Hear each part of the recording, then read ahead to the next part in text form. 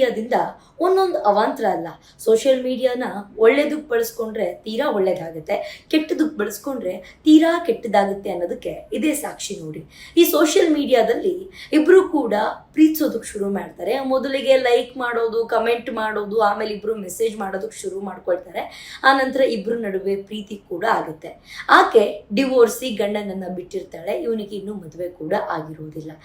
ಈ ಸೋಷಿಯಲ್ ಮೀಡಿಯಾದಿಂದ ಇಬ್ರು ಮೆಸೇಜ್ ಮಾಡಿಕೊಂಡು ಬಹಳ ವರ್ಷಗಳಿಂದ ಫಿಸಿಕಲ್ ರಿಲೇಶನ್ಶಿಪ್ ಅಲ್ಲೂ ಕೂಡ ಇರ್ತಾರೆ. ಆ ನಂತರ ಈಗ ಹೆಂಗಿದ್ರು ಅವಳಿಗೆ ಗಂಡ ಇಲ್ಲ ಅಲ್ವಾ, ನನ್ನನ್ನು ನೀನು ಮದುವೆ ಮಾಡ್ಕೋ ಅಂತ ಹೇಳ್ಬಿಟ್ಟು ಚಿತ್ರ ಹಿಂಸೆಯನ್ನು ಕೊಡೋದಕ್ಕೆ ಶುರು ಮಾಡಿದ.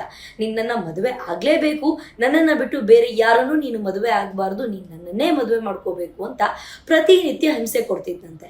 ಇವಳು ಕೂಡ ನನಗೆ ಮದುವೆ ಆಗೋದಕ್ಕೆ ಇಷ್ಟ ಇಲ್ಲ, ಬೇಡ, ಇದನ್ನ ಇಲ್ಲಿಗೆ ನಿಲ್ಲಿಸ್ಬಿಡೋಣ ಅಂತ ಆಕೆ ಹೇಳ್ತಾಳೆ. ಅದೇ ಗ್ಯಾಪಲ್ಲಿ ಬಾ ಒಂದಿನ ಲಾಂಗ್ ಡ್ರೈವ್ ಹೋಗೋಣ ಅಂತ ಕರ್ಕೊಂಡು ಹೋದವನು ಅವಳನ್ನ ಕೊಂದು ಸುಟ್ಟು ಹಾಕಿದ್ದಾನೆ. ಅದ್ರ ಜೊತೆಗೆ ಆ ಟೈಮ್ನಲ್ಲಿ ಎಸ್ಕೇಪ್ ಆಗಿದ್ದಾನೆ ಅವನು. ನಾನು ಯಾವುದೇ ಕಾರಣಕ್ಕೂ ಈ ಒಂದು ಕೇಸ್ನಲ್ಲಿ ಸಿಗಾಕೋಬಾರ್ದು, ಅವಳನ್ನ ಕೊಂದು ಆಲ್ರೆಡಿ ಸುಟ್ಟಾಕಾಗಿದೆ, ನಾನು ಸಿಗಾಕೋಬಾರ್ದು ಅನ್ನುವಂತಹ ಭಯದಲ್ಲಿ ಅಲ್ಲಿಂದ ಅವನು ಎಸ್ಕೇಪ್ ಆಗಿದ್ದಾನೆ.